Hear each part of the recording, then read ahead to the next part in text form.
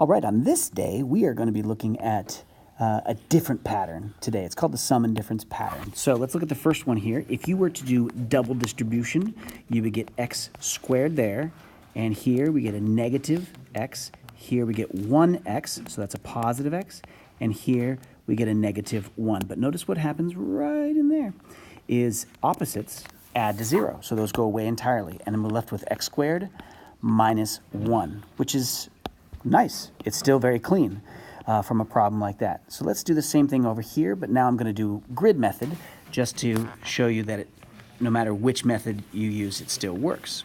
So here's my most amazing grid that you've ever seen, -3 and w plus 3 there.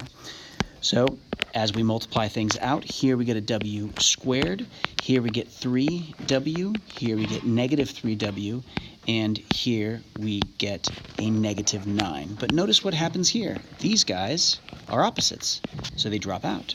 So what are we left with? Just the blue. W squared minus 9. So is there a pattern that we can see when we have a situation like this where there's a x plus 1 and an x minus 1? Over here's a w minus 3, w plus 3. So notice the x's and 1's are the same, the w's and 3's are the same, but it's just that part inside that's different. Well, what happens when I do this here? A times a squared. A times negative b, negative ab. B times a is positive ab, and b times negative b is negative b squared. Again, those two drop out here, and we're left with a squared minus b squared. And that brings us to our theorem today. So this is called a sum and difference pattern, and it says this: whenever you have where the roots are the same, but we have a sum here and a difference there, what will happen is that you will always end up getting a difference of squares. A difference of squares. Let's just see that up here.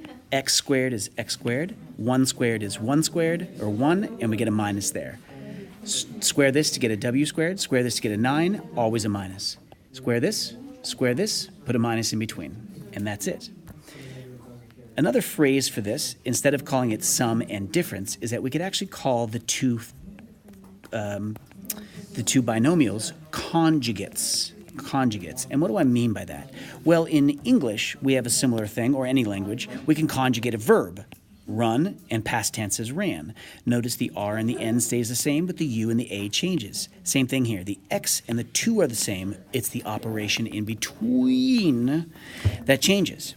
So just to clarify, these are not, conjugates are not opposites. If I had x minus 2 and I took the opposite of that, I'd have to opposite this to get negative and opposite this to get positive. So negative x plus 2 is the opposite here. So these aren't opposites because that doesn't have a negative. They're called conjugates because only the middle changes. So let's use it.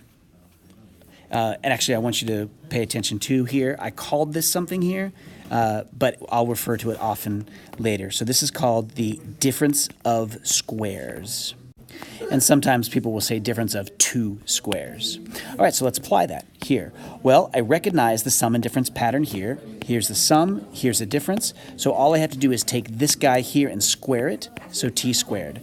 And then all I take is this guy here and square it, and I get 9 squared, and I always put minus in between.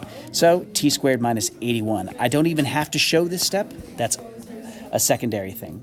So just to show you what happens here, this guy, first thing I notice is I do have a sum and a difference pattern.